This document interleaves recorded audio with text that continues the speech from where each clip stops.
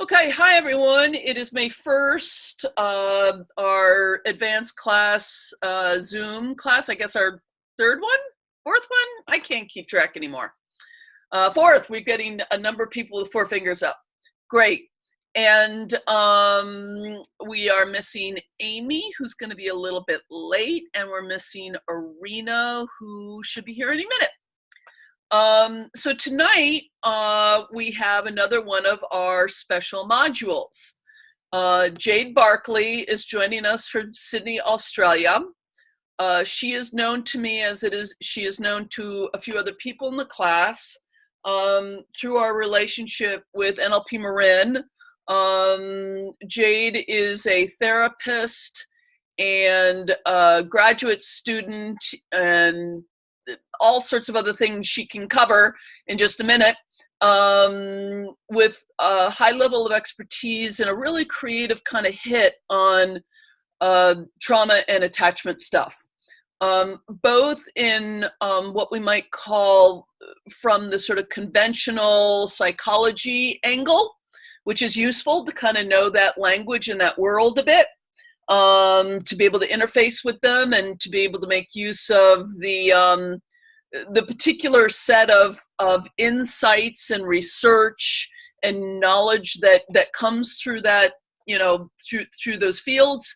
But also the main reason I wanted Jay to do this with us was not only because she's a really good teacher and workshop leader and digs this trauma and attachment stuff, but because she's got a real sense of how to actually, which is, really what makes it important for us here, is how to see this stuff working in constellations, how to be kind of attuned to it in the interview and in your relationship with the client, and ways to work with it usefully using this amazing model of constellations, which Jade claims anyone who wants to do trauma or attachment work should have as a tool handy if they really wanted to help people with trauma and attachment issues.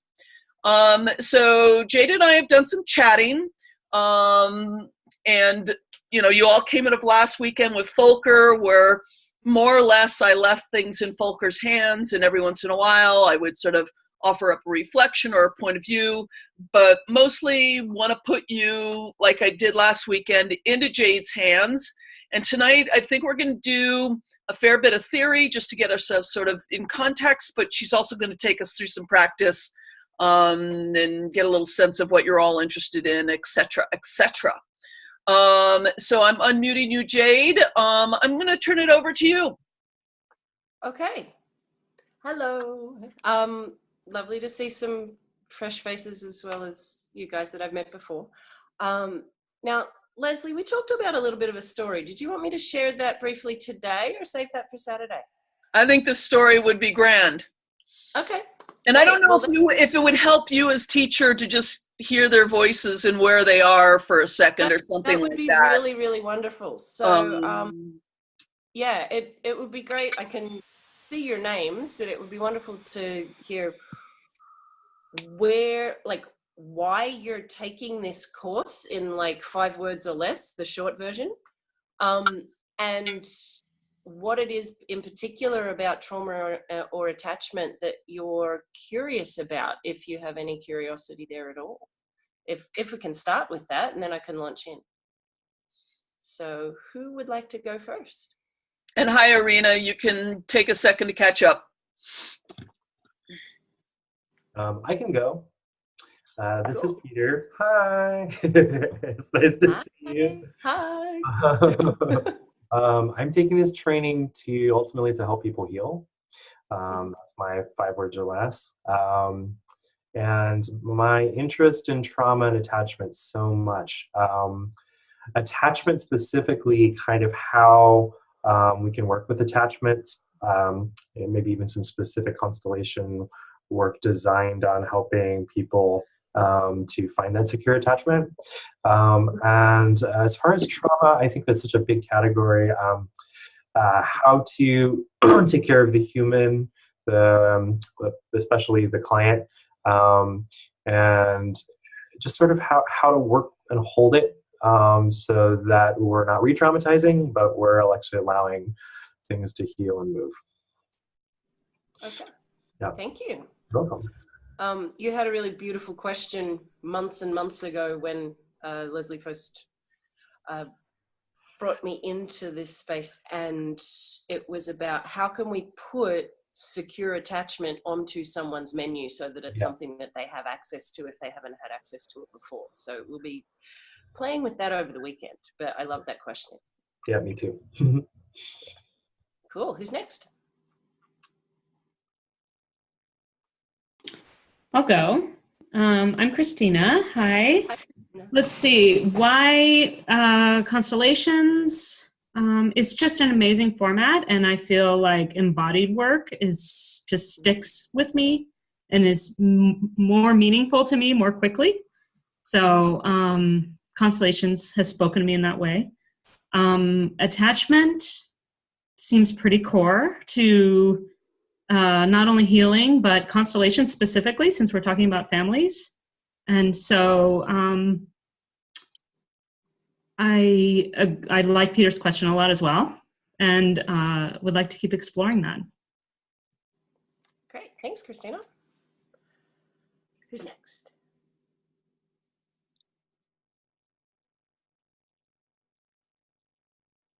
Go ahead, Hi, Guy. Can someone unmute Guy?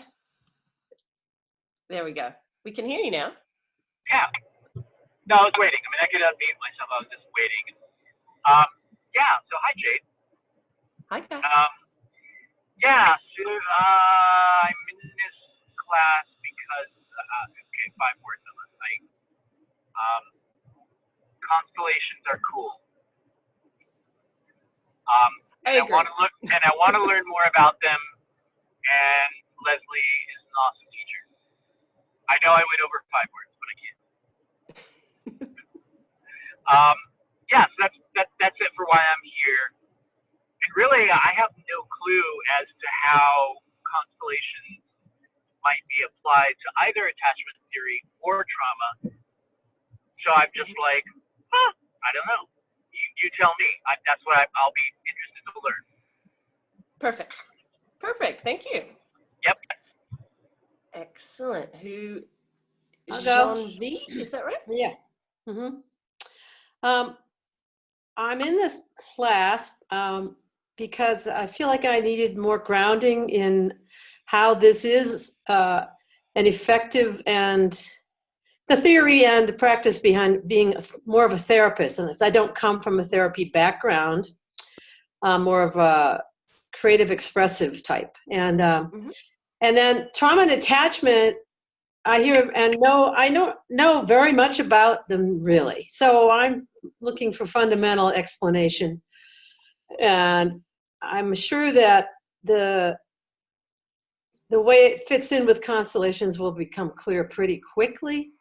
But yeah, so I need that basic grounding about it. Perfect. That's where I'm going to start. All right. Wonderful. I can go. I'm Irina. Hi, Irina. Why I'm doing this, I felt a strong, it's like a pull. I just felt I needed to do it. I can have a bunch of rational explanations, but that's the gist of it. And then, about trauma and attachment. So a couple of things. I hear different things about it. I've heard that Hellinger himself, or maybe his followers, said that this work is not appropriate for trauma. So I've heard that theory. So curious to hear what you think about that. And also about attachment, I'm curious about the role of dad. I hear it's all about mom. And I'm just curious, like, if mom, is having like a disorganized attachment, can he's depend, just his role. Yeah. Can dad have an effect if mum's having her own kind of effect? Yeah. Yeah. Yeah. Okay, so the short answer for that is yes. We can go into that a bit more. Okay. Well, I just feel only, like it's yeah. all about mom, and like I was reading a book about attachment and trauma as well, and it's just all about mom. And I'm like, what about dad? How can we be human, and what's his role? Okay, great, thank you. And Jeff. Yeah. Well, I guess what has drawn me to the family constellations is after I first experienced it, it was just fascinating to see what happened. And I've been doing EFT with people for a few years, and I definitely ran into cases where we just were not making much progress. And later, when I found out about family constellations, I could look back and clearly see, well, yeah, that's why, because there were family issues. As far as attachment, I don't know much about it. I don't come from a psychology background, so I guess I'll find out. Okay, that is wonderful.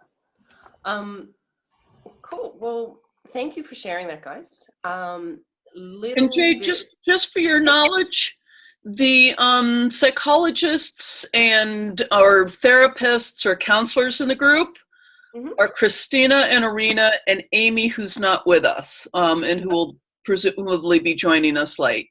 So in a lot of ways, they will have some of this. And then for the others, it's probably going to be a lot newer. Fantastic. So I can go all of the way to basics, which is what I generally like to do, even with seasoned therapists, because trauma and attachment are massive fields of research, and you want to be on the same page and make sure that we're talking about the same things. The biggest and first thing that I would like to share with you guys is that I'm so excited that you have a systemic framework and an understanding of the multi-generational impact and working with systems. If every person who did therapy who was working with trauma and attachment understood that there was a systemic component, everybody's lives would be a lot easier. So I've also taught constellations to trauma therapists, and getting their heads to wrap around the systemic part is the difficult thing. So you guys have already done the hard work. Being able to use this systemic lens to work with trauma and attachment, you're actually already doing that. I'm just going to give you an understanding so that you can recognize different things that are already showing up, because anybody who has a human body, a human spirit, a family, a relationship with anybody has experienced some kind of disruption of attachment in a big or a little way. Nobody is ever 100% perfectly responsive in any relationship. There's always little breakdowns. And when those breakdowns happen early during a developmental phase is when they can have a longer lasting effect, and they can affect future relationships. And that's what we're looking at when we're talking about the connection between trauma and attachment. But it's an all pervasive thing. When I hear things like this shouldn't be used with trauma, well, that really mean, like, what do you mean by trauma? Because different people use that word to mean different things. So we'll go into all of that a little bit today. What I wanted to share was a little personal story that Leslie drew out of me earlier last week, is that I've personally noticed some major shifts in the communication dynamics in my family over the last 3 years. Like, it has been major. My mum and her sister are talking for the first time since 1958. And they went on a world trip together. Like, my sister has had some major shifts and has actually come back into the family. Like, we've had all of these just massive shifts, and I've had massive shifts in my health, which is where things wobble around. Hello, Amy. Welcome. Hi. And it's been really remarkable, but it seems like we haven't actually been doing anything differently. And then what I found, and I'm going to try and share my screen, and if it doesn't work, then that's okay. No, it's telling me to do the first time setup again, so it's not playing nice. That's okay. And again, if it's a simple document and you can send it to me as an attachment, then I can share it. We can have a break in the middle or something if you like. Yeah, that's fine. It's just a picture. So my family goes back to the first fleet and the second fleet. So on my grandma's side, it was the first. We don't know what that means. Sorry, really? Jade. Oh, we're in Australia. We're Americans. We don't know what that means. Okay, in Australia, the first bunch of boats to come over in 1788 were full of convicts and cops, basically. And on my grandmother's side, they went back to those original ships that first landed in Australia with the white folk and then did what we do to natives, but that's a whole other story. So we're there. And then the second fleet was the first bunch of people who came out on purpose, on their own dime. So they were citizens, not convicts. And on my grandfather's side, it goes back there. There's a whole bunch of trauma that goes with being forced to leave your country and your family and all of those ties. And we've never really known the stories of that. One of the things that happens is that these stories disappear and they stop being told and we don't know what happened. But just noticing the massive changes that have happened in so much of my family in the last 3 years, I got curious if there was something systemic going on. And one thing that we did find that has happened in that time is that my grandfather's uncle, he was in World War One, and was it World War One? I don't know. The one that he died in 1916. So whichever one was happening there. Yeah. My entire interest in history came through Constellation work. I didn't pay attention to anything historical before getting into this work, and now I love it. So we knew that one of my grandfather's uncles had gone to war and he died at 19, but we didn't really know anything much about him. And as it turns out, he had 5 sisters. One of his sisters was my great grandmother, and my mum spent a lot of time with her as a kid. But the other 4 sisters, when you look them up, their deaths are all unknown. Nobody knows how old they are. Nobody knows how long they lived, anything like that. And so the only 2 people that have, well, the only one person that has an actual death date is my direct great grandmother. And then her brother was William Henry Irving Gibson. They have a range of 4 days when they think he actually passed away in the war. And what happened 3 years ago was the little town that they grew up in, about 2 hours south of Sydney here, there's this beautiful little town called Jamberoo. And that's where that side of the family hails from. The whole community decided to name 2 streets, 2 new streets, and it's right next to the house that my grandfather grew up in. My grandmother Vegeta Daisy's house. Just off there, they've named 2 streets, one after Private Gibson, which was my great uncle, and another one after another local boy who also fell in that war together. And this was exactly 3 years ago. They named these streets after them. The community got together and named these streets after these boys, they're 19. My son's 19 now. Like these are kids. And we didn't know that had happened. We only found that out last year.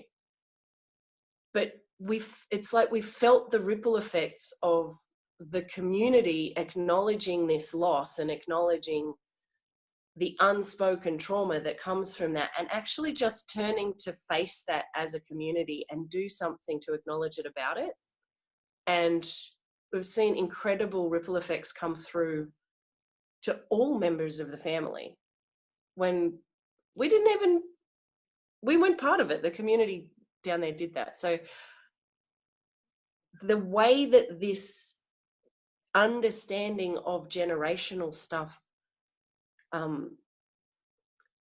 it has a bigger impact than most of us acknowledge every day, which you guys know. But yeah, I just wanted to share that. So my first interest in this work came through, I was already a psychotherapist and executive coach, I worked with big tech companies and things. And then I stumbled onto the Constellation work through NLP Marin and the work with Carl and Michelle there. And I was completing my research for my psychotherapy degree at that time. And while I was becoming a Constellation facilitator, I was trying to submit my research project. And the paper that I'd written just 2 months before, I couldn't even make head nor tail of it. I couldn't even read it. And I wrote to my research supervisor and said, I don't want to do the old project. I can't connect with it anymore. What I'd like to do is I'd like to study chronic illness and see if there are multi-generational themes in chronic illness. And I ended up using family constellations as a method for my research in my master's thesis. And some of this, I might actually send these slides to you, Leslie, because there's one that explains a bunch of stuff.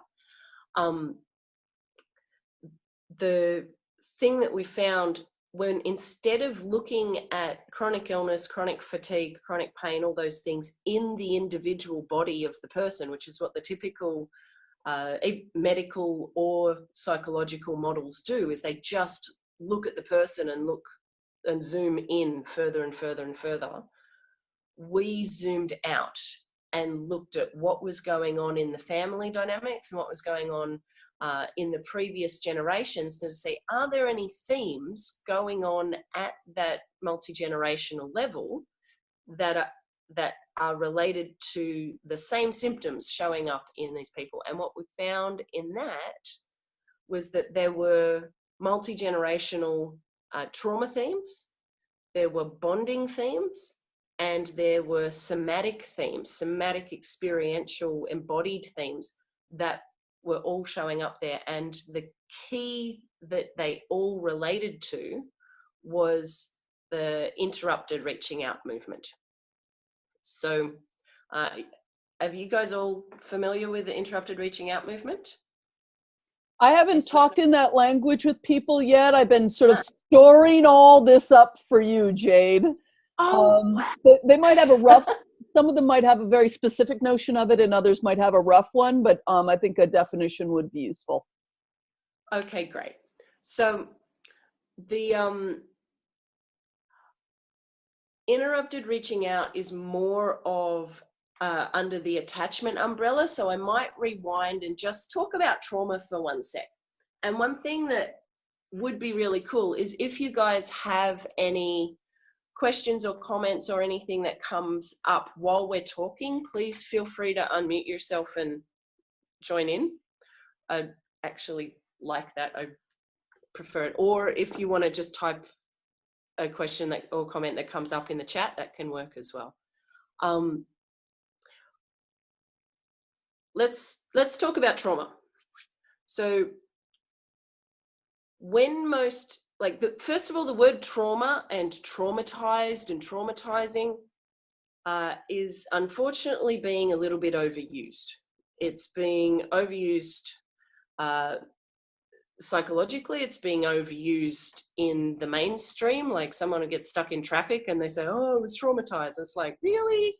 You have a dysregulated sense of self thanks to the other? No, I don't think that that's what's actually happened. You had an annoying car trip. That's it. So if we could start with defining trauma as we're relating to it, and we're really specifically talking about interpersonal trauma. Now, there's 3 things to note with trauma. A traumatic experience, 2 people can have the exact same experience, and it can be traumatizing for one and not traumatizing for another. The event that someone experiences isn't the thing that determines whether it's a traumatic experience or not.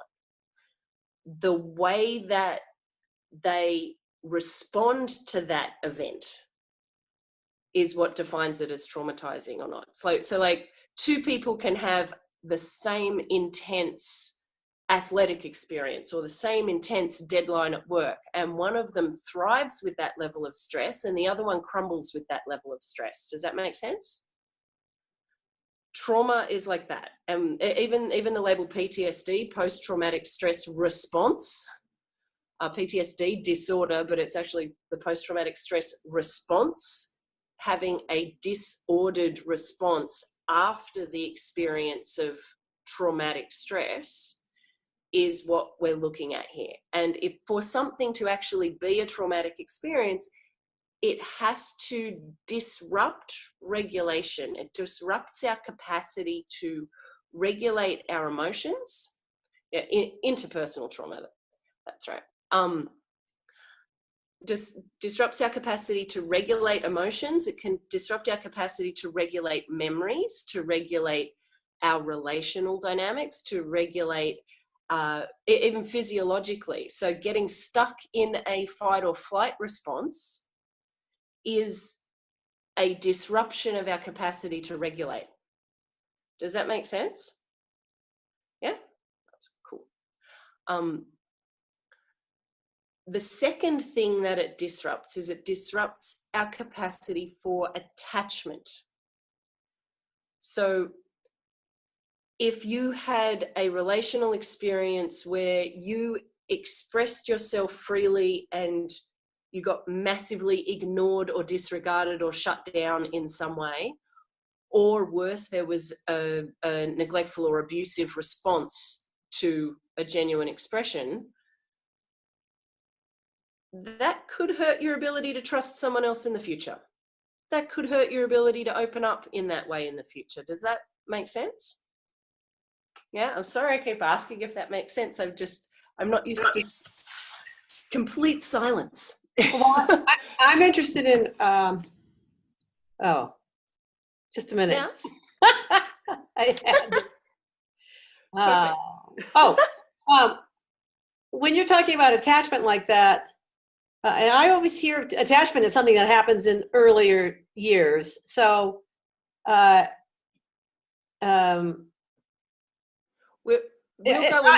said it could disrupt your ability to attach, and I'm like, but doesn't attachment happen when you're young? And then it's like you don't do that again at that basic level. You might have trouble with intimacy. That's what they say. Yes. But, yeah, that's an adult thing, and then attachment is the younger thing.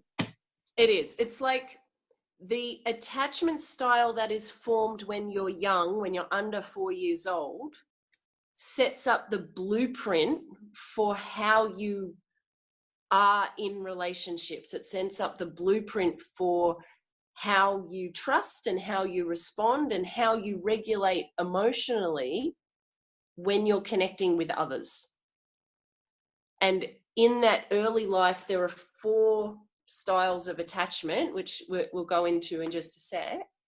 And later in life, we also add in the option of earned secure attachment. So you may have not had secure attachment early in life, but later on, you develop the capacity for secure attachment later on. So for earned secure. But we'll we're nearly there for attachment. The third thing that trauma disrupts is it disrupts regulation, it disrupts attachment, and particularly when trauma happens early in life while the attachment style is developing, that's when it has its greatest influence. And the third thing is it disrupts development. So if you are working with someone who is showing signs, and we'll discuss the signs that show up interpersonally and in constellations that are flags to point to trauma. If those signs are showing up, then it's also likely that there's some kind of retarded development, like development has frozen at a certain point in time. And when we're working with people, we're not only healing the initial, if someone was trying to learn the English language and then they got the basic nouns, but they got no verbs and they got no full sentences, and then they stopped, and they stopped for whatever reason, if we work on healing that disrupted reason, once that event no longer has the emotional charge to it, that development still hasn't happened. And if they want to learn the English language, they actually have to go through and continue with the development that got prevented early on. And that's one of the things with working with trauma, is that you're healing the initial incident, but it's also, we need to be aware of what kind of development and integration got put on pause back then that might need some extra support to continue going forward. So in traditional trauma therapy, and the best place that I've found in the world for the research and practical experience when it comes to trauma experience is through the International Society for the Study of Trauma and Dissociation. They have a wonderful community and wonderful research there. And there is the thing with trauma and attachment is that they are the two things within the field of psychology that almost all of the various disparate fields all agree on. So with interpersonal trauma, it's understood that when it disrupts regulation, people can feel unsafe at the tiniest little trigger. So a loud noise might be more jumpy. They might have a startled stress, fight or flight response at a very small incident. So the first phase of working with someone in traditional therapy is to build that safety and regulation. And in traditional therapy, that can take months. But the beauty of working with constellations is that when we're working with a group, when we're working with the community that's formed with that group, and the theater, if you will, of the constellation being separate from the client, and the client is like an observer of what's happening rather than being confronted by participating in it directly themselves, that can provide the regulation and safety that is more difficult to access in a one-on-one style of therapy, where it can be more confrontational to participate in your own one-on-one therapy than to be the client in a constellation where things are happening in front of you and you don't have to actually stand in there and represent yourself. Does that make sense for you guys? Yeah, and I have a comment on that one too. Yes.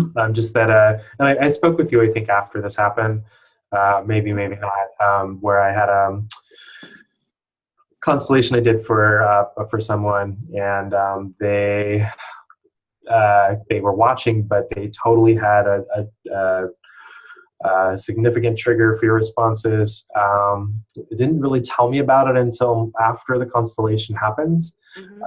And it took a while for them to settle. And they've got some support from friends and family and whatnot. But in that instance, it was, I don't know that there was any way to detect or know that that might have happened. Maybe you have some suggestions for that. I know just from the work that we've done that more calibration, more checking in would have actually really helped. And I myself was entangled with with this person who was also a friend, in a lot of that stuff. But there was an instance I had where the separateness was lost and the person was feeling all of the terror of all the people that were in there, feeling isolated and alone and all of that kind of stuff. So I wanted to put that out there.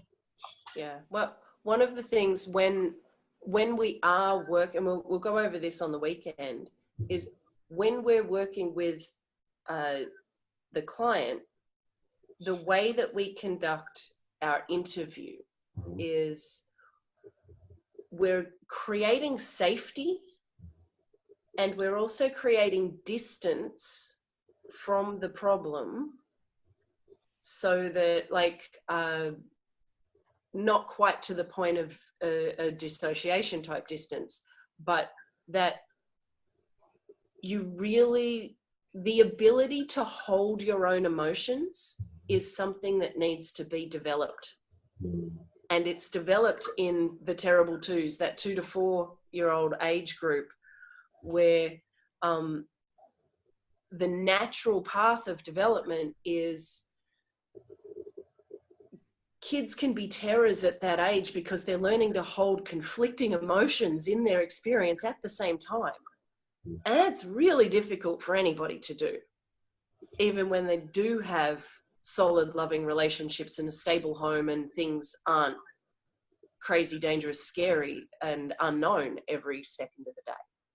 But if things are unknown every second of the day in the outside world, then having all of it's like there's no container developed to hold those emotions. And this might be one of the things that happens when we are doing the interview, and even before it gets to the constellation itself, when you're having your discussions beforehand, sensing and even doing little baby step calibration tests to see how much emotion can they hold and contain themselves, and how much containment do they need to borrow from us. And that's applicable one-on-one or in a constellation situation. Yeah. And if they do need to borrow more containment, borrow our capacity to regulate and be with the unknown and be with the multiple conflicting emotions that happen.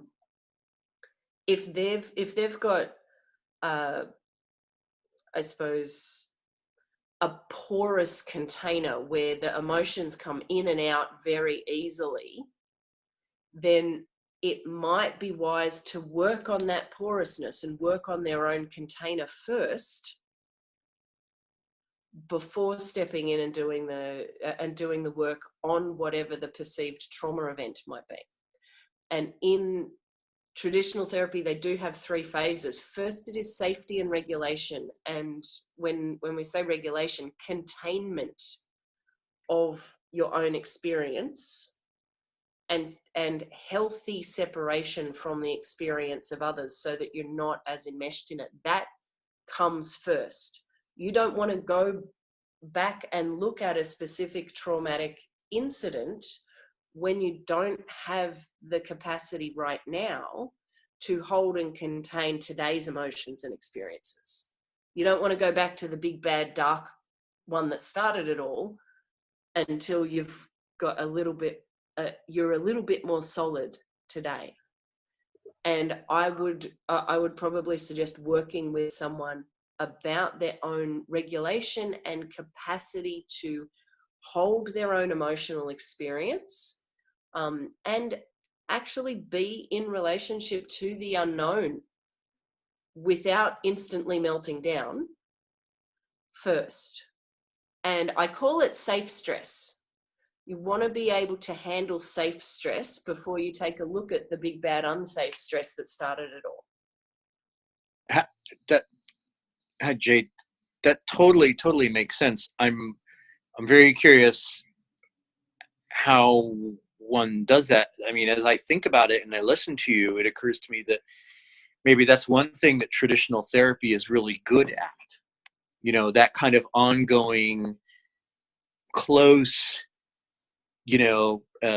transference that happens over the course of long-term relationship with a therapist that kind of gives the client the opportunity to kind of repattern and recalibrate their system in a certain way. I mean, if very skillfully done, certain NLP interventions could possibly offer that, but I don't know. It's what you're describing seems definitely, at least this is, am I listening? It's kind of what I'm asking is, what are your thoughts?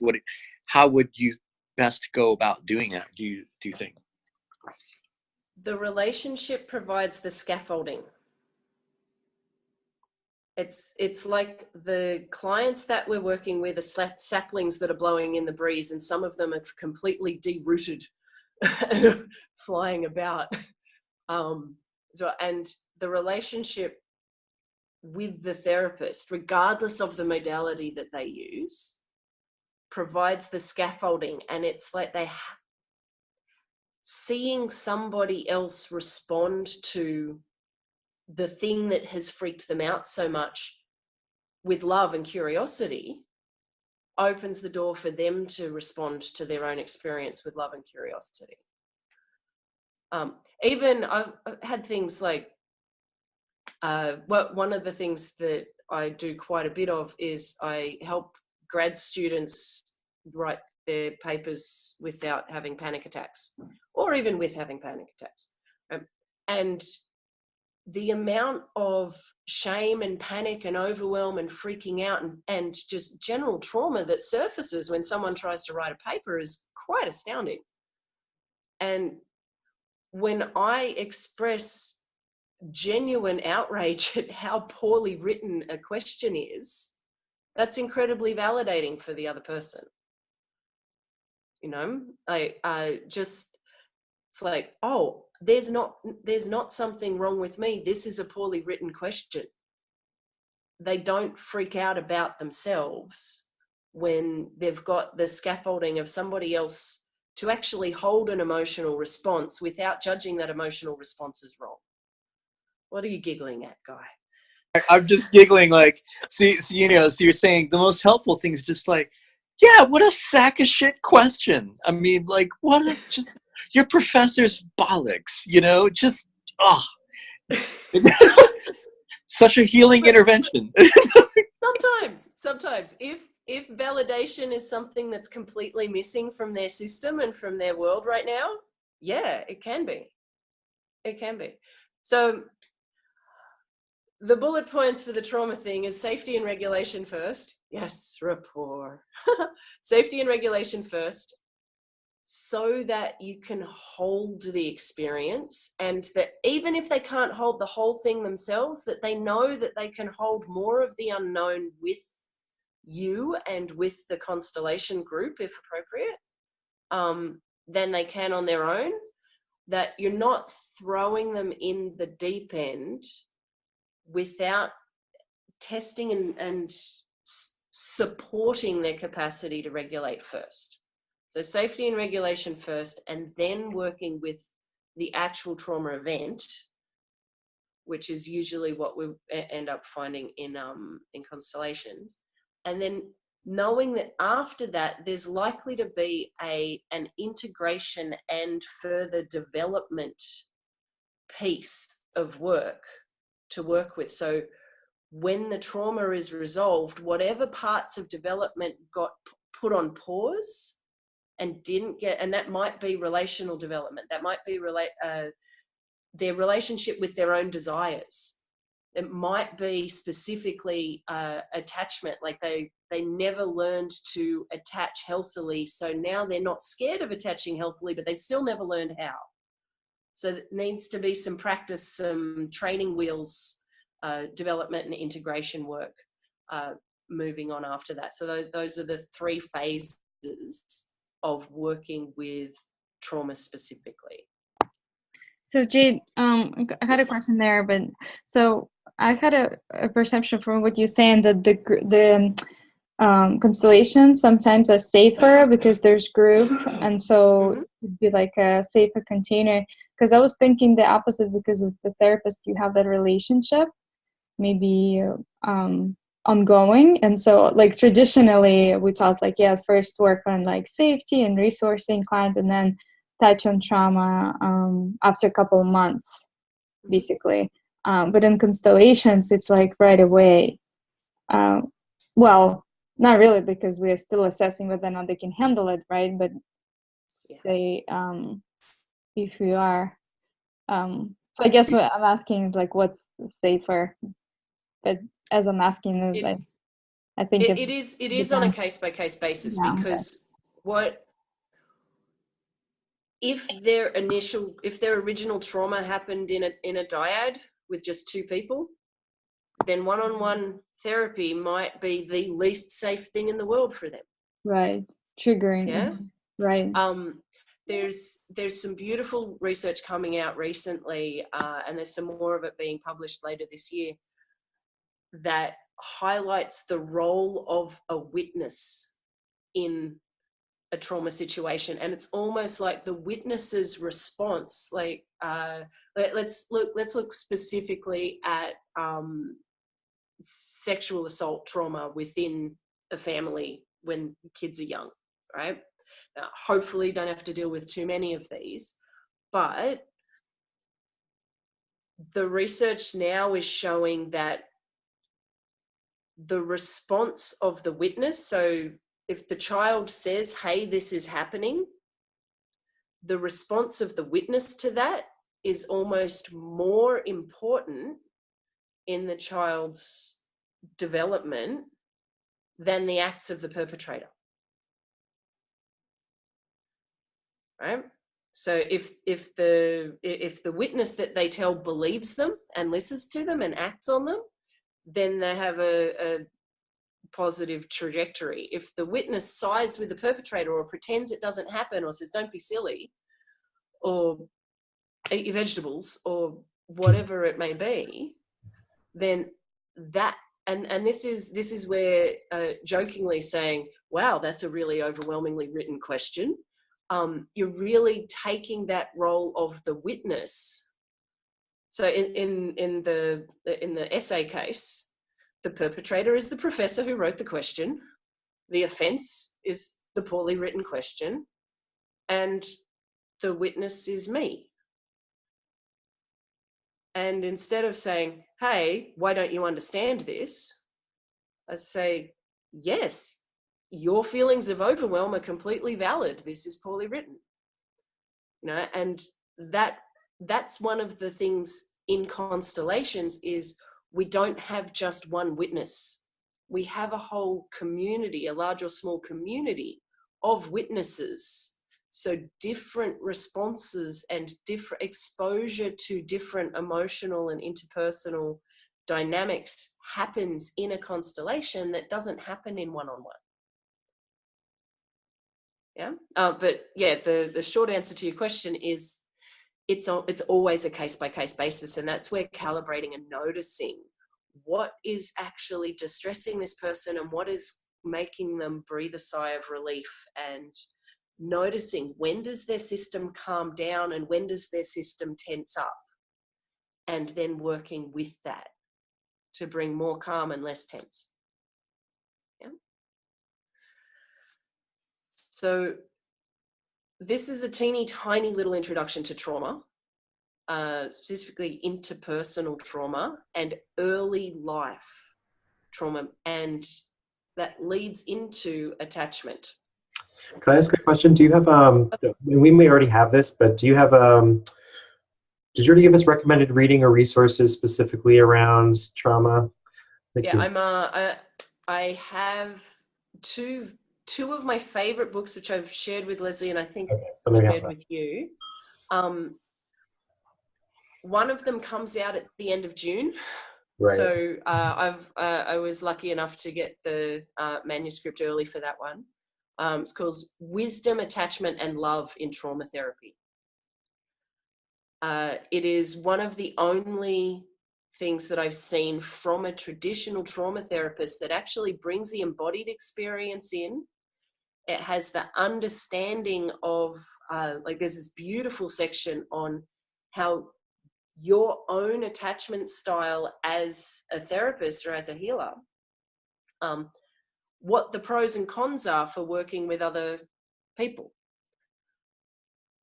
I've never seen that in any other book. Like usually it's always talking about the attachment style of the client, but this actually looks at the attachment style of, like, and they're saying, look, having secure attachment from day one might make you unable to even see what is so distressing to some of your clients who don't have that same style.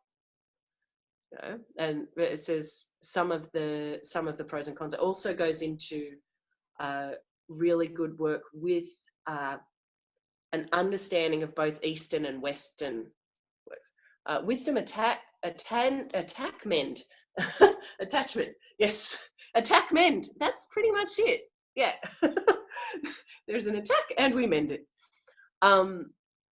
So the other book is Unlocking the Emotional Brain.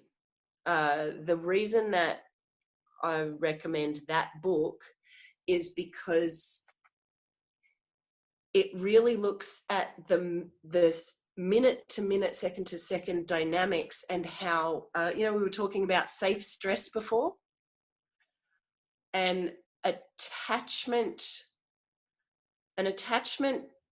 style, an attachment schema is formed in response to stress in the relationship with the primary caregiver. Okay? So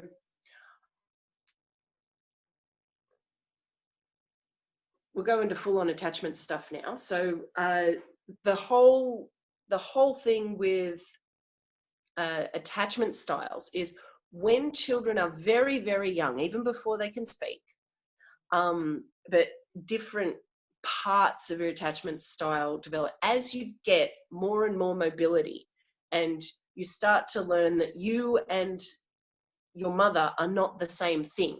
When you were in the womb, you were the same thing, and then you gradually get more and more space from the mother. And we will go into the father as well, Irina. But you start out as the exact same entity. And then there's greater and greater separation. There's separation when they start to crawl. There's separation further when they start to walk. There's separation further when they get their own car. Like this, every time we're talking about attachment, we're also talking about individuation. They work hand in hand. Attachment is the together part, and individuation is healthily separating but still belonging. We humans are really not that great at this. We seem to either voluntarily or by force, when we separate, somehow we think it's forever and we can never go back. Or when we're together, we think we can't separate.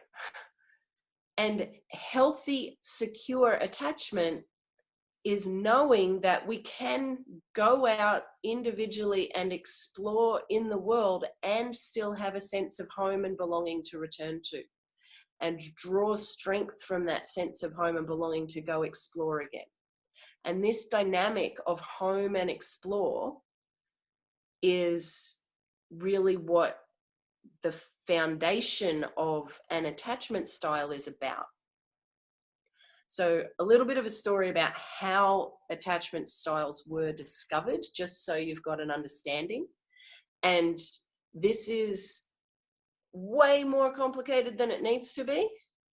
And everything in constellations, it all comes back to the dynamics of the interrupted reaching out movement that we'll play with a lot on the weekend. Okay, so it goes out and then it comes way back in. Okay, so the original attachment theorist was a man named John Bowlby, and his work is wonderful and has been built on by a number of others, including Daniel Hess, Dan Siegel, and Mary Ainsworth and Mary Main. They're probably the top 5. And Pat Crittenden has got some really good attachment work as well. So originally, there was an experiment they called the strange situation. And what they do in the strange situation is they put a mother and a small child in between crawling and walking age in a room with some toys. And then they'd get the mother to leave the room and come back and do that twice. And they paid attention to what did the child do when the mother left the room and when the mother came back.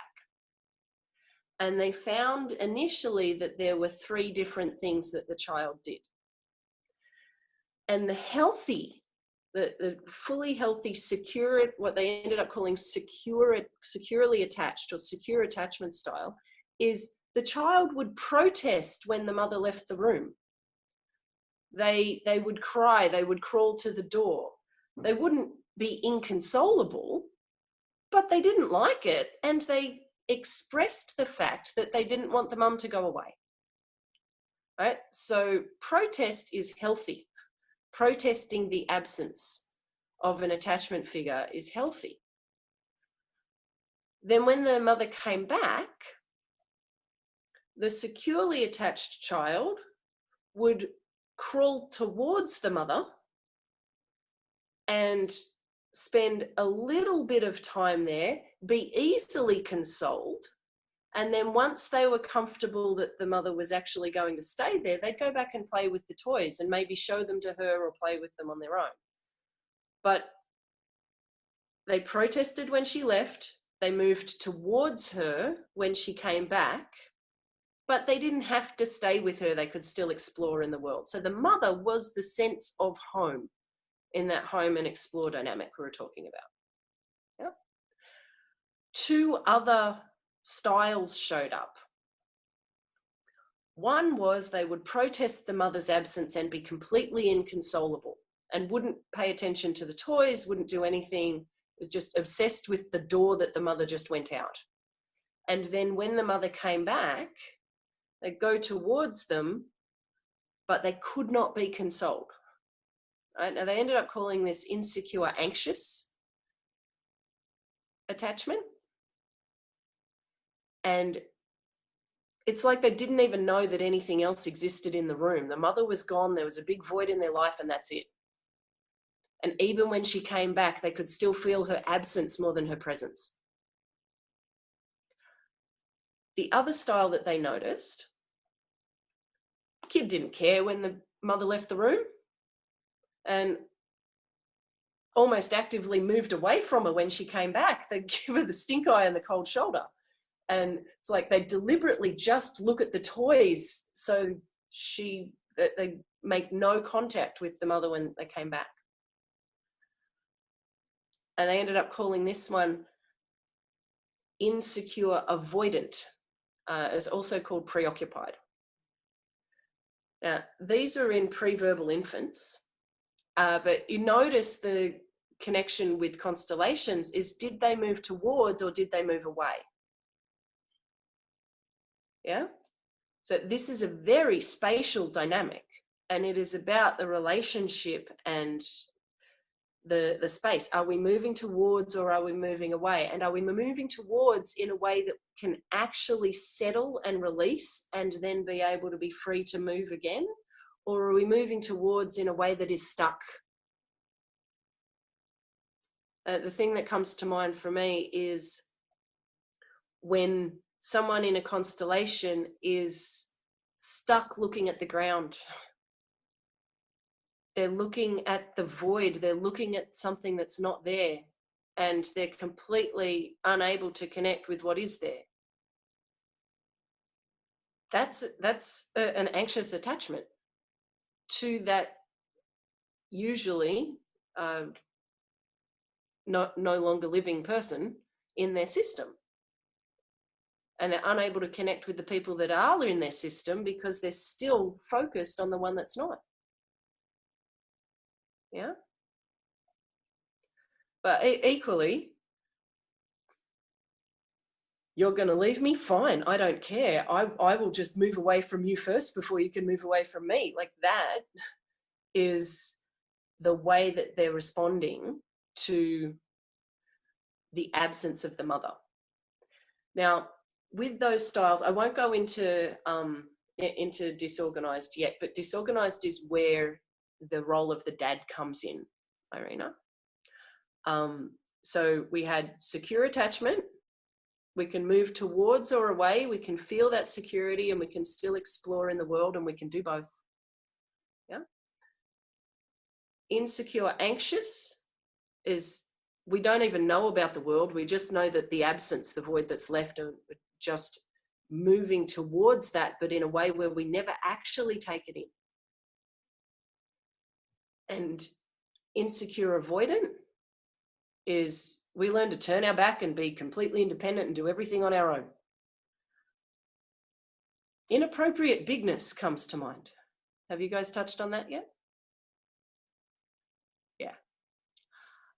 So yeah, that's the primary attachment styles. Disorganized attachment is what came up later in the research. It's when there was a frightened or frightening caregiver, and the child didn't know whether they were going to get Jekyll or Hyde.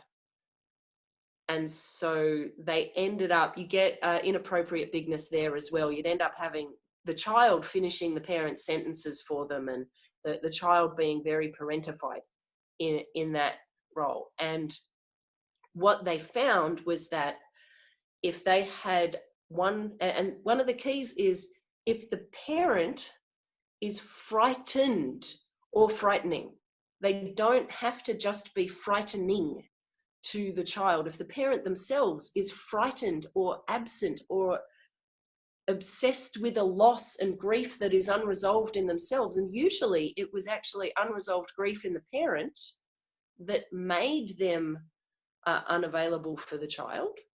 And they found in the research that when they worked to resolve the grief in the parent, the child stopped having a disorganized attachment style. And that the child would only, this is all about responsiveness. How the parent responds to the child determines how the child will respond to the parent and to other relationships. And if they had one frightened or frightening parent, and they had one parent who was present and responsive, they only demonstrated a disorganized attachment with the frightened or frightening parent. And they demonstrated a secure attachment with the other caregiver. And it doesn't have to be a parent. Each caregiver has a responsiveness blueprint that the child learns and develops and works with. So if there is one caregiver that is scary or absent, but there's another caregiver that is present, then the seeds of secure attachment can be planted with just one adult relationship. It doesn't have to be all of them. They only need one good one, and that can be a teacher. You know, and this is one of the reasons why therapy works and why the relational side of therapy is so important. So, how lost are we? How present are we? How happy are we? I have a question. Yeah, me too. Yes. So the question for me is, I got a very good sense of what the child shows in the first two. Mm-hmm. What does the child do in the room for the disorganized? Disorganized didn't happen in the room. What might they do then, or what might we do, or what do you do when you are disorganized in the aftermath of that trauma? So we will fast forward to around about age 5 or 6 when kids are verbal, because that strange situation in the room was pre-verbal. And they've since done things with even 3-month-old infants where they watch their eyes, where they're watching a video of the strange situation, and you can detect the form, like what's normal to them, by which of the strange situations that they relate to and which ones they focus on more because they're novel, right? So they've even gone earlier with 2 and 3-month-olds, watching them watch videos of the strange situation. But when kids are 5, 6, 7 years old and they're actually verbal, the ones that would have insecure, anxious attachment, almost everything they talk about is relationships and feelings.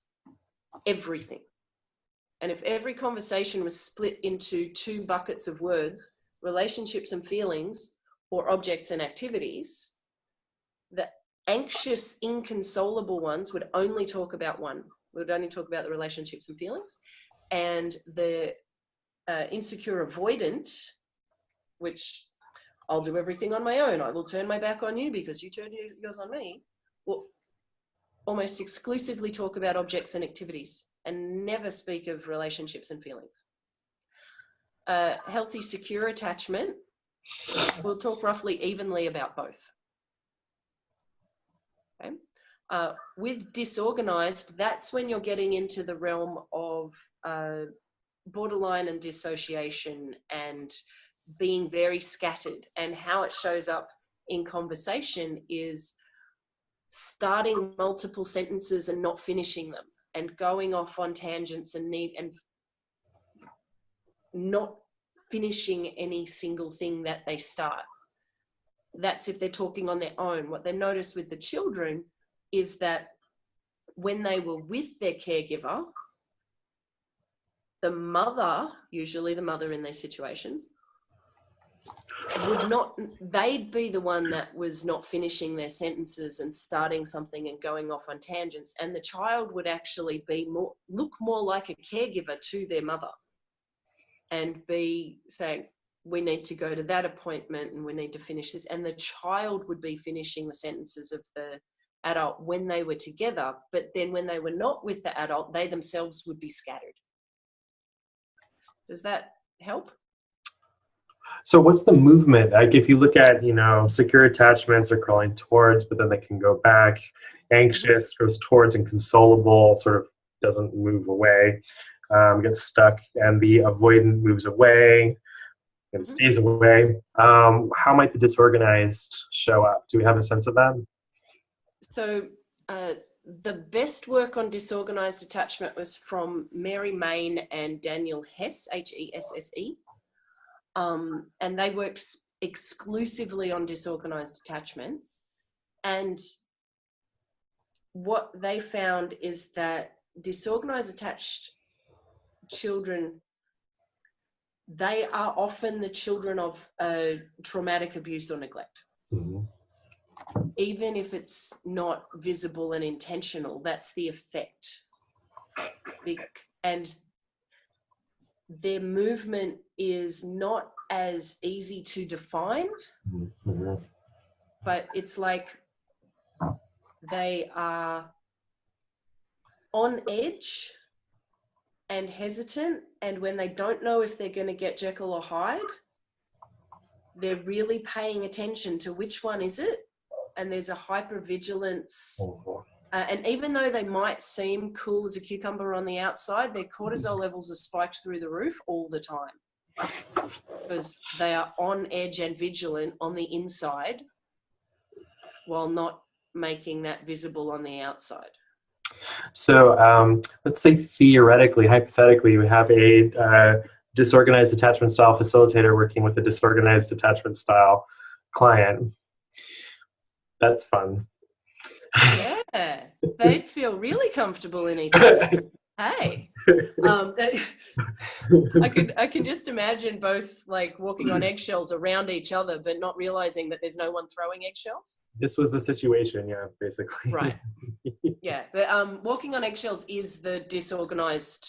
That's it. If there's a movement to go with it, Yeah. That would be it. They're like hyper vigilant, hyper aware. Yeah. And almost aware of subtle things that may or may not even be things. Jade, another movement that comes to mind when I think about this is the push me, pull you. So to draw really close to somebody, and then once the intimacy is established, pushing them away or finding some reason for it to go away, and then when they're starting to go away, pull them back in, like that kind of thing. Yeah, because it's never safe to take it completely. But as soon as it's going away, that's no good either. Exactly. Because when you think about it, yeah. These dynamics, they are pre-verbal and they are about survival. And even if you want to push the dangerous big person away, you also know that you'll die without them. So you've got to keep them close enough that you don't die. Right? And it's heartbreaking. Wow. But it's Fucking healable. hell. Ugh. Correct. Say more, Guy.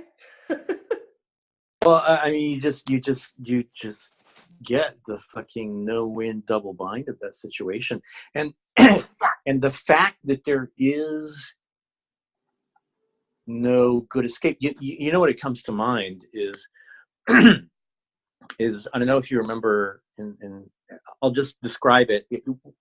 A brief video that we saw in the NLP Marin that you may remember, and I'll just describe it for everyone. But it's like experiments with the pigeons in the cage. So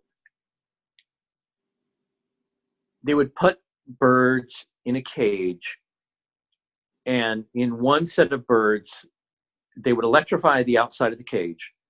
And in one set of experiments, they would put a piece of like wood or something in the middle of it, and then they would turn on the juice on the outside of the cage, and then the bird could jump on that, and it would know that it would be safe.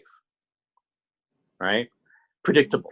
Didn't know when so and another one was like so that was like, and maybe the shocks happened at regular intervals, and so it got used to, it would actually know, and it would like jump up on it beforehand, and it would be safe. And okay, then there was another set of experiments where same setup with the bird, but then the shocks would happen randomly, and the bird couldn't predict. Still had a place to go to get safe though. So that was like less optimal, but still okay. There was still a place to get to for safety, right? But then the final set of birds is they put them in a cage, and there was no place to go to that was safe, and then they just ran the shocks randomly, and the level of what the birds look like, I mean, you can imagine. I mean, yeah.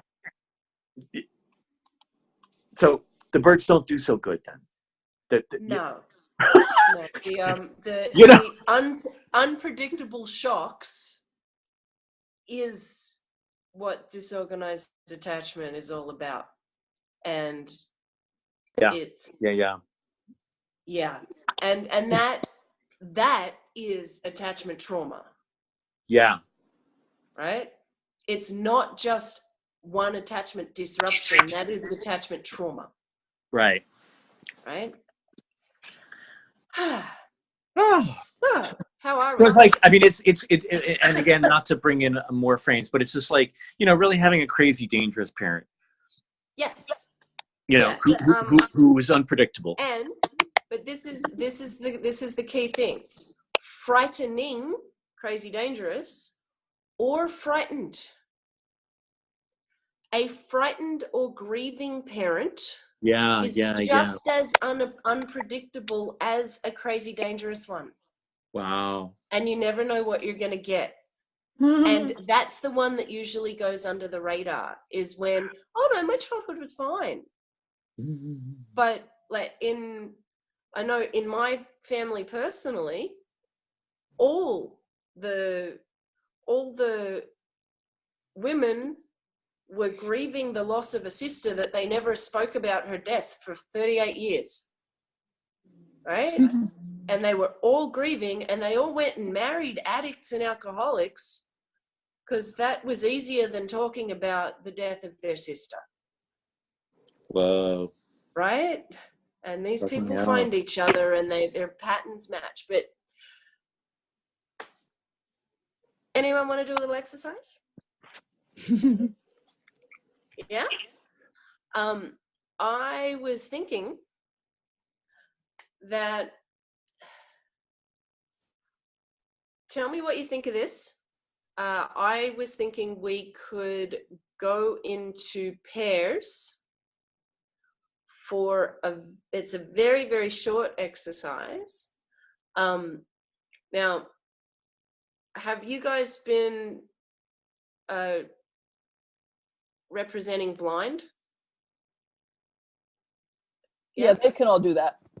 Okay, cool. So I was going to assign 2 things for you each to stand in front of and notice what you're experiencing. And I was just going to say A or B while you do the experience, and we'll reveal what they are at the end when we all come back together. Is that okay?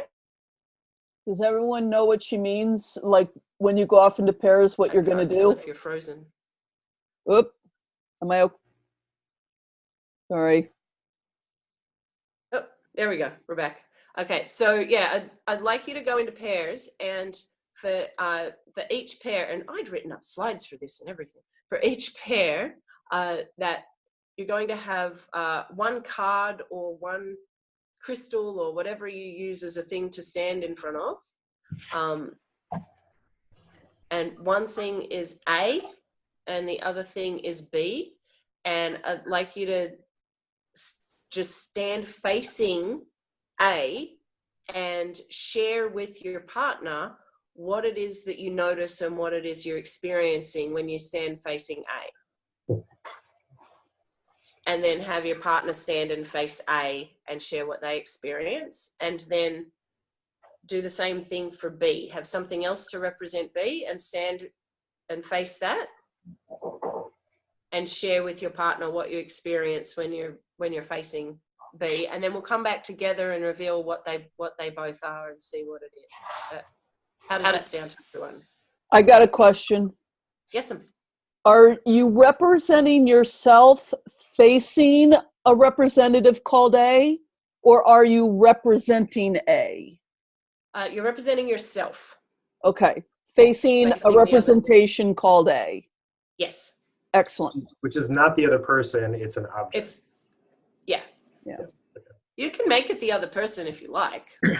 Okay, so just so I'm clear again, we're just going to imagine we're going to be representing ourselves, imagining being with a representative A, calibrating our reaction, and then break state or whatever, and then have a similar experience but with representative B.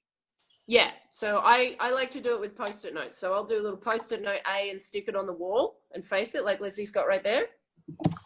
And B, and share with your partner. Like both of you stand and face A, and share what you're experiencing, and then both of you stand and face B and share what you're experiencing, and yeah, we give that what.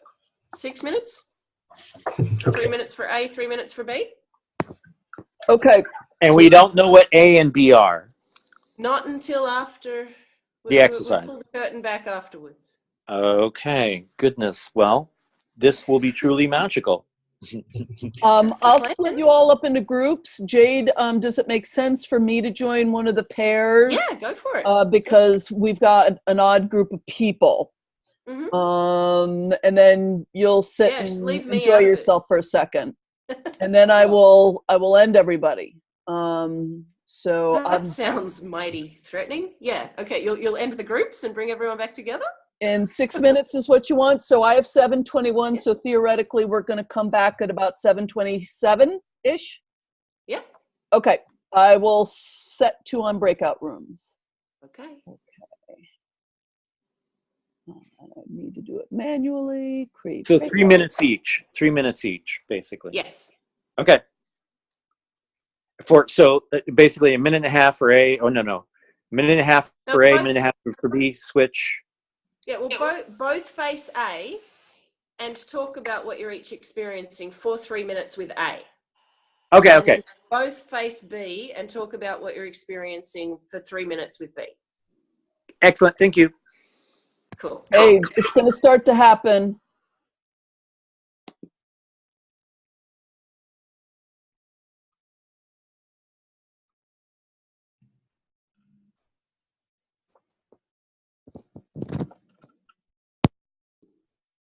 Okay. So I started to get really bad internet connection, but I think I understand everything we're doing. Okay. So, shall we start with A and just report to each other what it's like to stand in front of A? Yes. I am Leslie.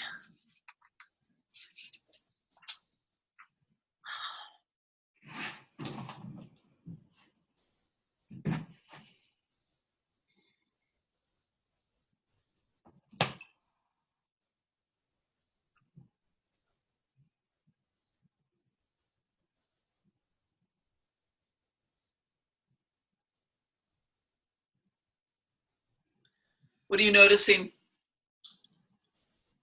Well, when I first stepped on it, I felt this like kind of rush, but then it kind of went down, and now I feel like really rooted. So are you being yourself facing A, or are you representing A? I'm myself in A.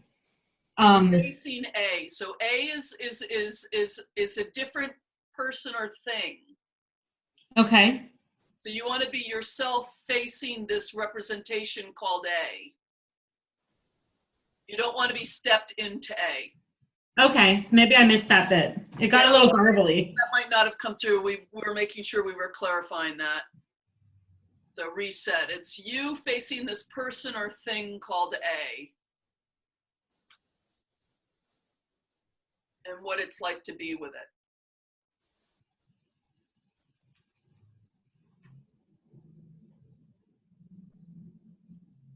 For me, I feel a mild sense of intimidation,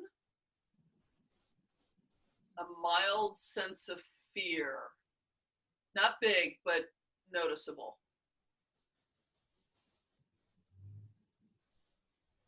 I feel it's all like kind of in my head, like my neck and up. I feel something kind of in my throat, like my throat and my head, which makes me think it's something about my ability to express myself in this position with this person.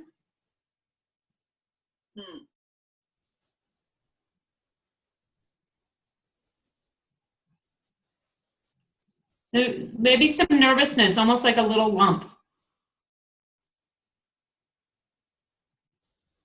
Okay, I'm going to step in front of B now and see what that's like. Because I'm not getting anything in addition to that. So I am me standing in front of this person or thing called B.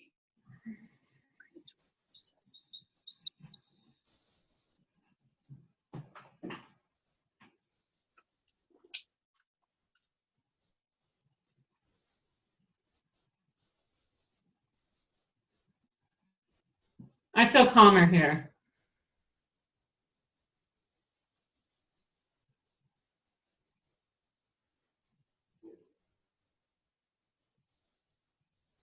Interesting. That's probably true for me too, but I almost feel like there's nothing there.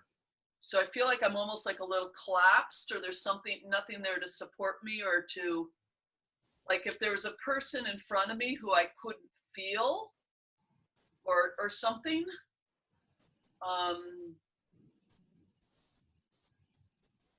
Feels like I'm in front of a bit of a vacuum. So it makes me almost fall over a little bit. Yeah, the falling, I feel a little, I've noticed that I'm leaning forward. I feel like I'm at a slight angle leaning towards the bee. But I feel pretty strong in my feet. Like, I feel my feet. There's no weird discomfort in other parts of my body. Interesting. The discomfort for me is like feeling alone, but I'm with someone. But I feel like I'm alone. When you mention the feet, I noticed that. I'm just going to compare with standing in front of A for a second, because I didn't notice anything about my feet there. It is interesting. A for me is more, like you say, more of a, I feel like an up and push up. Whereas for B, it's more of a like a fall down and forward. Yes. I stepped back into A, and immediately that forward leaning went the other direction.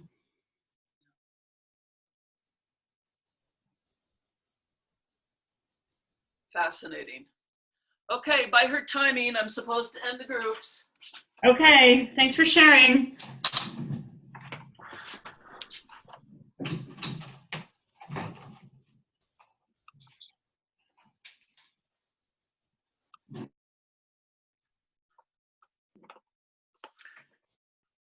Hi. Hi, they're coming back. I did it too. Oh, good. Just to I make sure, couldn't help right? myself.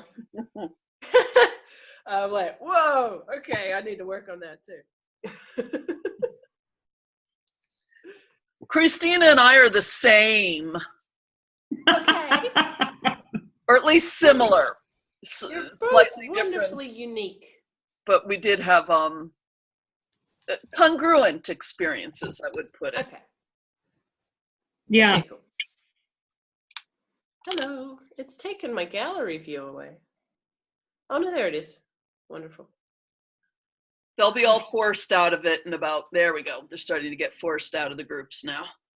Nice. No.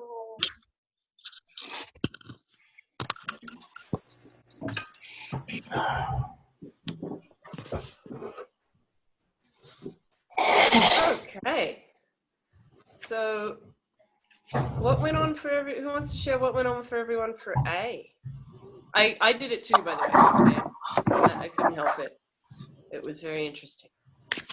I actually felt cold and I had shivers. Okay. Definitely felt anxious and kind of ungrounded. Mm-hmm. Yeah, we felt similar thing for A, like kind of anxious, unsettled, trying to hold on to something but nothing to hold on to. Interesting. Okay. I felt kind of dissociated, and it was really kind of hard to focus on it. And then there was some, like, I could feel like there might be anxiety in there, but there was also like anger and frustration, kind of physiologically. Okay. Anger, anxiety, frustration. And dissociation. And dissociation. Nice. I felt mildly intimidated and a bit of fear, like just a little like I'm looking up and someone kind of bigger and stronger than me. That's interesting. Okay. Oh dear, the therapist said. Yeah, right. Oh, interesting. No, it's I just felt kind of lonely and okay. like lonely and unsafe, but nothing really with me or no other presence in the room. Okay. I felt pushed backwards and a bit apathetic as I stared at the A. Okay. Everybody wants to share? Well, I felt, yeah, I felt grief, loss, despair. And I kind of loaded that up as, oh, that's my mom. Okay. And then the second one, or are we sharing about the second one? Or is that? We'll do that next. Oh, anyone else got more A stuff? Mine was... Can't hear you, Christina.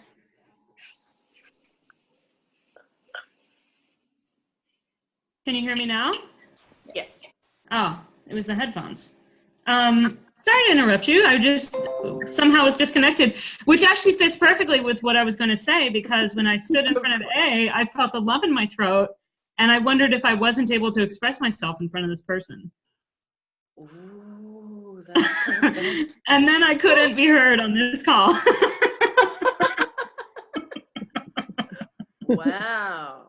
Okay. Oh, that's funny. I didn't think it was a person necessarily. Huh. I've been having a little internet trouble, so some of the things you said, Jade, when you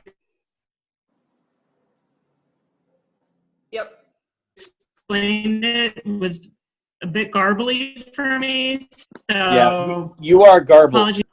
You are garbled, at Yeah, least for me, so Christine. on the recording, it'll all be very clear. I think the only garbling stuff is yours, Christina. Nice. Yeah. Which is very interesting. Yeah. Anybody else? Okay, let's get on to B. And then I wanted to get the reveal. I knew what A was. Still did it, and I found it was calming and grounding, but dizzying, and it had a push-pull sense, like when you put two magnets together, like the same end. Yeah, that. Okay, how about B? Guy, tell us about B. Well, B just felt like more sane, just calmer, more grounded, and overall just more resourced, whatever it was. Okay. That was, given that the A kind of elicited, or I imagined might have been mother, then I kind of made up the story of, oh, this is more like my father, who by comparison seems more sane and grounded. But that's only because I've only met him twice in my conscious recollection, probably. So yeah, they're easier to deal with in small doses. Next. Well, first I turned to the right, and then I wanted to turn to the left. Kind of like I was looking for something, and still a little anxious, but not as much as A, and maybe a little bit lonely. Okay. That's similar to mine. It felt better compared to A, but quickly I realized I felt really alone and kind of collapsed, and that there was no support there. B felt actually pretty fine to me. I actually had some interesting shifts in my visual field, which were kind of strange. There was sort of a question about bigness and smallness. I felt probably taller and also smaller than I should have been, but I didn't have any obvious distress. I was mostly fine with it. So it seemed fine. I was pretty good with it. Was that your visual perception shift? No, my visual was, I saw every once in a while I will see, if I shift into a particular state, I'll see sort of yellow lines on like yellow crosses usually, and I saw these sort of the yellow lines on the card and other things, so that was interesting. Okay. Unexpected. I like it when I step into something and there's like full-on shifts like that, perceptual shifts, and they are usually meaningful, like the connection playing up. Yeah. Anybody else for B? I felt B for me. I felt calmer with B. And I definitely felt like, did I get cut off again? No, Yeah, you're okay right good. now. Okay. I felt like my feet sort of locked down and my body kind of leaned forward. Mm-hmm. Okay.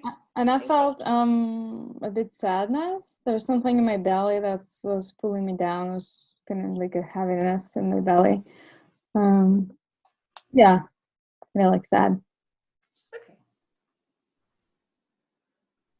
Great. I felt drawn in. Yeah. Just basically felt like I wanted to move toward it. No particular emotion involved. Okay. And mine felt like something was definitely in the room now. There'd been an absence before, and now there was actual danger. So, Wow. Okay. Great. Yeah, when I leaned and almost fell to the left and then felt very sleepy and checked out. So you want to know what they are? Where are they? Yeah. Yeah? Yes. Yes. So we'll actually do some stuff on the weekend to work with this. But before I let you know what they are, I want to give you one more little picture about how attachment shows up in movements, particularly movements of toddlers and movements that are in the constellation. And this is where the interrupted reaching out movement comes in. So across all cultures and all languages, toddlers reach up their arms to the adults. Right? They want to be picked up. They look up and they reach up like this. And at that point, the adult responds. And even not responding is responding. Right? So the adult is the environment, and the child has reached to, they've had a desire, they've asserted that and expressed that desire, and they have reached to the source of life, which is the big people.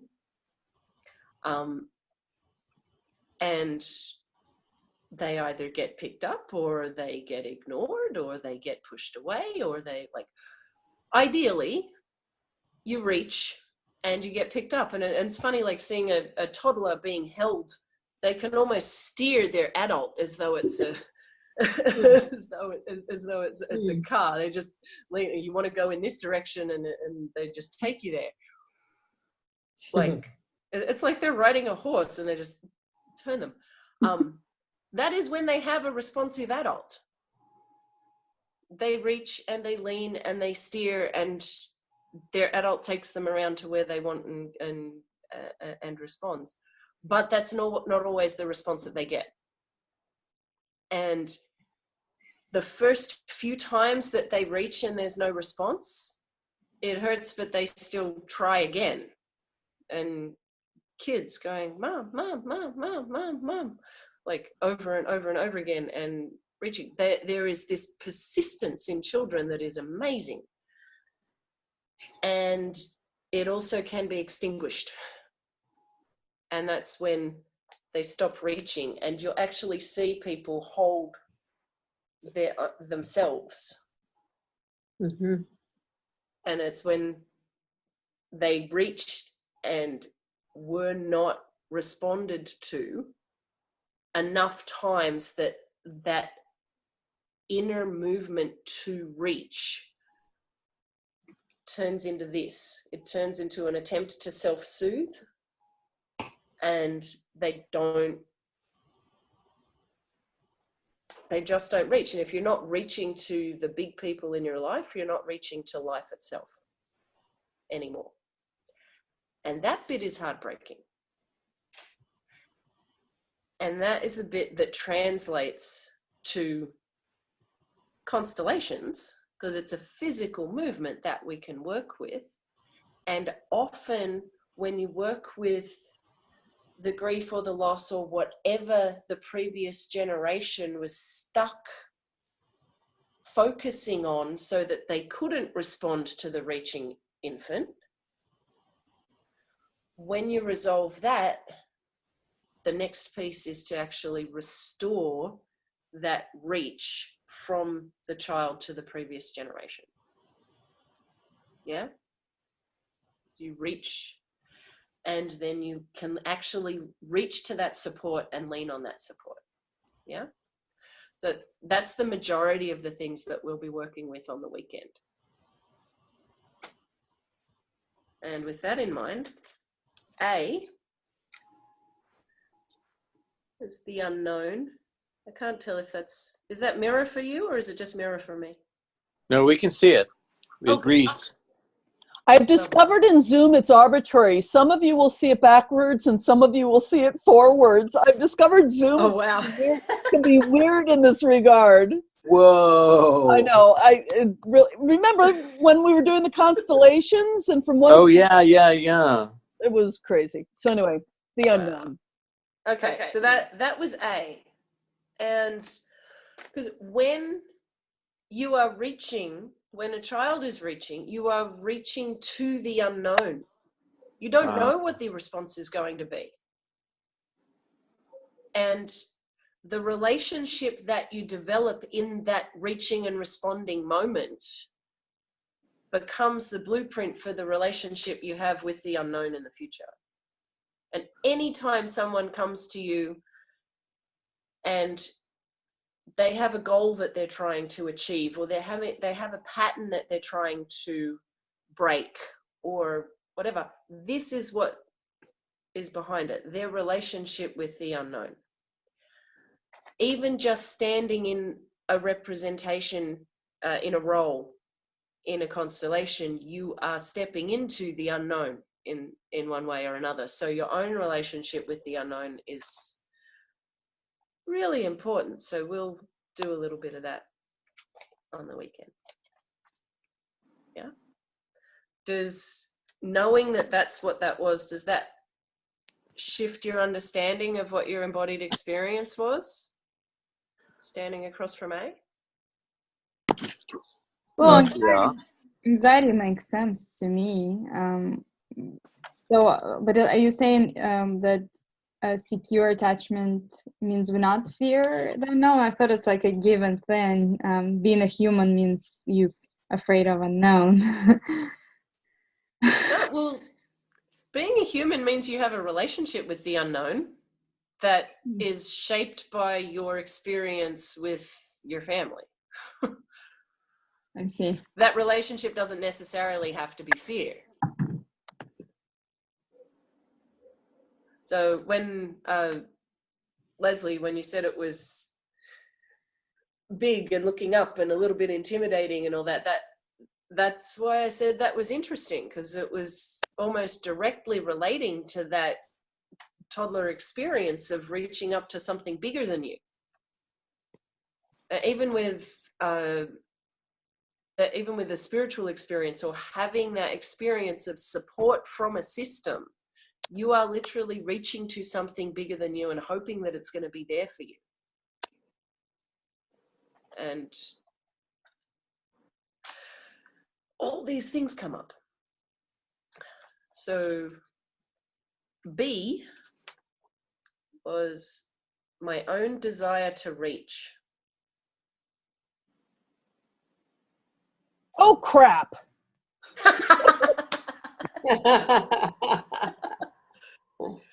At least you didn't fall over and go to sleep at your own desire to reach. Huh. Lonely. And Wow. John V, you were saying it felt a little dangerous. Yeah. Yeah. Yeah. I'm okay with that. That one feels better. Yeah. That one felt okay. Yeah. Yeah, I mean, it felt safe. I mean, it felt okay. Which you said it felt safer. Safer by comparison, yeah. Yeah. which is interesting because it's like, okay, in some way it's okay for me to desire, but still the idea, but my relating with the unknown was still Yeah, and that's so and this okay. this is like two sides of a coin, because in that Huh. dynamic, when a child is reaching, a toddler is reaching to the big people, the first few times they do it, their desire to reach is intact. They have access to it. They do not question that they have that desire. They do not question the expression of that desire. It just bubbles up and they do it. And it's only through that being thwarted one way or another that our relationship with the unknown and our relationship with our own desire can both get distorted a little bit. And some people are completely fine with having the desire to reach, but when it comes to actually expressing that desire to another, that's when it falls down. Some people are completely disconnected with the fact that they had a desire to reach ever in this lifetime. Yeah. So these are some of the fundamental places where disrupted attachment and interpersonal trauma show up somatically in ourselves, and it's beyond belief. It's beyond words. These are felt, embodied patterns that we can work with. Yes, Sean V? I thought someone was going to say something. Actually, Jade, can I just square one circle? Of course. We've had a lot of conversations that have boiled down at some point or another to be able to be, a skillful, competent facilitator. One has to be okay with being present to the unknown. Oh, God, yes. So, Yeah, more so than some other modalities. Like, you really gotta just follow the field until it shows itself. Yeah. And so I just wanted to square that circle in terms of your reaction to A's relevance to the learning we're doing as facilitators.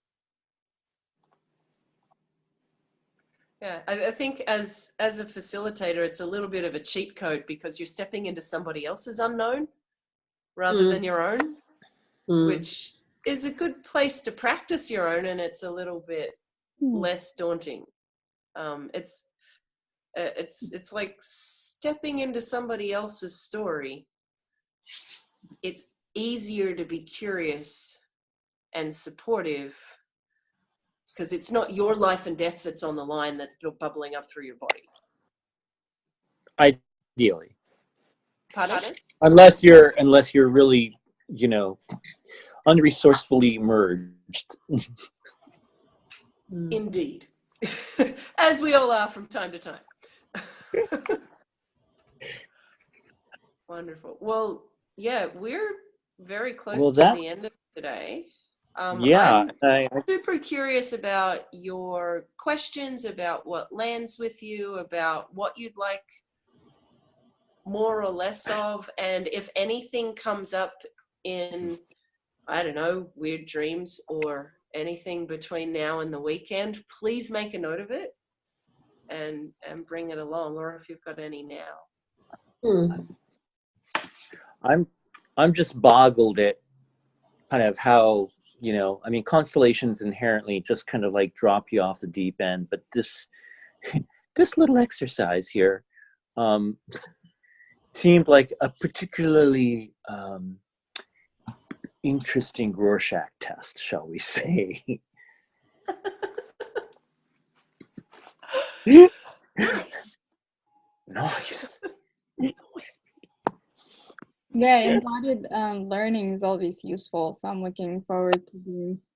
I mean, I can have all the theory, like feel like I have the theory down and understand it, but then I do the exercise and it's like, oh, it's completely different from what I thought it would be. So I think this is all very timely, and I'm very excited that we're going to be dealing with all of this. I'm super excited. Yeah, very cool. Wonderful. Me too. I kind of want, Oh, go ahead. can I just say real quick? I kind of wonder if, like any sane person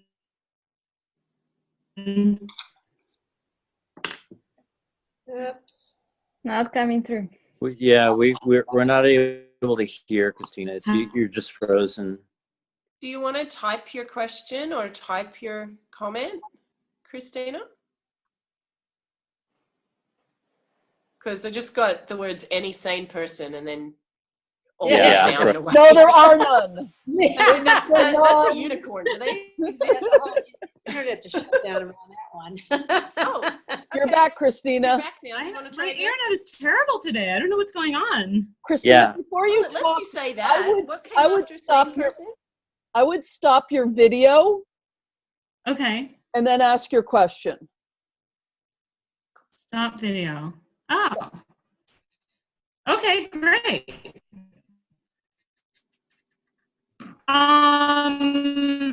Oh. Still not so great. Well, I guess No, it's not working. It just Yeah, no doesn't working. like the question. No. The internet Yeah, is just completely type. fine to let her say things about her internet connection, but as soon as she Yeah, gets to right. the question, which makes me want to know the question even more. It's about connection for Christina. Yeah. Sorry, Christina. Type it. Hold on your question. Maybe send it as an email or a chat. Yeah. I did just want to name to the group that Jade is, because it's very our mornings are like middle of the night in Australia. Jade is only going to be joining us after lunch to the end of the day on Saturday and Sunday. Then she's there at times that work at least somewhat for her own schedule. So I've been taking notes on some things you've all have asked for that we're going to be doing in the mornings. Some work with exercises with healing sentences and some other stuff, as well as speaking a little bit to some of my responses to what Jade's been teaching tonight. Otherwise, I'm wondering if people just want to share what their takeaway is, and if anyone here a little triggered, possibly by some of this material, just to kind of be warm with yourself, and if you want to share before we go. Nothing like a little pre-class triggering to marinate the pot. It's not, there hasn't been much talk about the father in this yet, still. And, Yeah. And the reaching up movement, that's toward either gender, right? So, of course. yeah, I'm just not seeing the father in this discussion much, so. Yeah, the only real place, anytime that we talk about attachment, we're talking about attachment to a primary caregiver. Uh-huh. And that is determined by frequency of interactions. Okay? So the main two places that the father shows up is a toddler reaches up to any adult, doesn't even have to be their parents. Mm-hmm. Okay, they just reach up. They reach up to the big people. Gender neutral. With disorganized attachment or with any attachment style, when they have looked at both the father and the mother, and if there is a grandparent or auntie or uncle that is also a frequent primary caregiver, the child's attachment style in that developmental age when they're young, like so under 7, is adult dependent. So they have a specific style with each adult that they interact with. Again, gender neutral. It's about frequency. And whatever they have the most of is what they generally have more. But if they've had multiple people that they're frequently connecting with and reaching to and having that relationship of responsiveness with, then that determines their attachment blueprint moving forward. It helps to have exposure to lots, because then you have more options later on. So if you were, I think we'll be bringing in particular, I mean, when we have constellations, we're going to be dealing with mothers and fathers. So I think we'll be able to see this a little bit more in a specific scope with the constellations we end up doing. Yeah. Yeah. All that stuff stuff is gender neutral. yeah, okay. My takeaway is to well, look into, I mean, I'm intrigued by my desire to reach being sad. And it was kind of like, yeah, interesting. So I'm intrigued by that. More exploration would be helpful. Yeah, and I'm curious about my response to the unknown, you know, being cold and whatever. And I'm excited to dive into this more. I'm actually, my day job is as a mental health counselor in an elementary school currently. So I'm somewhat familiar with the attachment stuff, but just wanting to integrate it with Constellation's work and, you know, looking at building an integrated practice going forward. So this is pretty cool for me.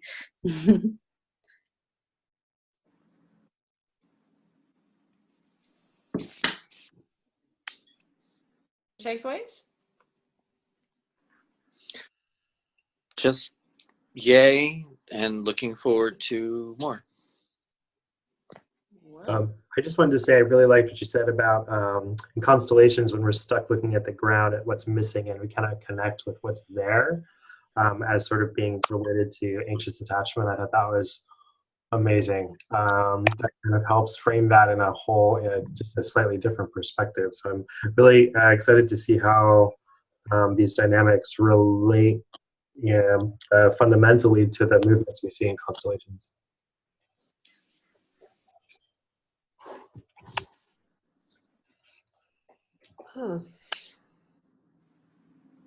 If you have any particular movements that come up in constellations that you'd like to look at through this lens, let me know. Okay. I think that's a great idea. I know all of you are practicing. You're going to be practicing on Friday night. Is this true? So if you can bring some examples from the practice on Friday night for these inquiries, that's probably pretty useful, as well as any other constellations you're facilitating out there in the world.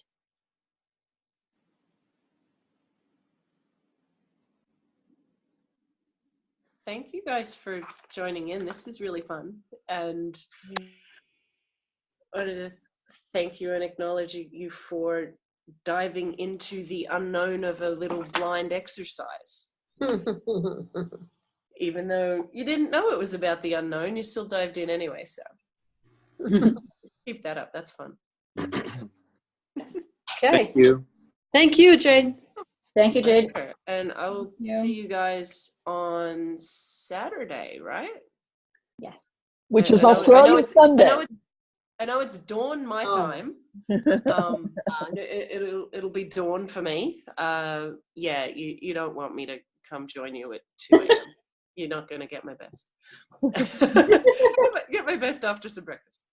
All right. Okay. Thanks, guys. Good night. Thank you, Jade. Right. Take care. Bye. Jade, Bye.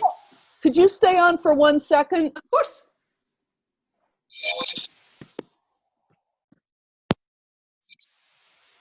I just wanted to test our mechanics a little bit. So, are you deliberately still recording this section? Oh no, we can turn that off. Thank you.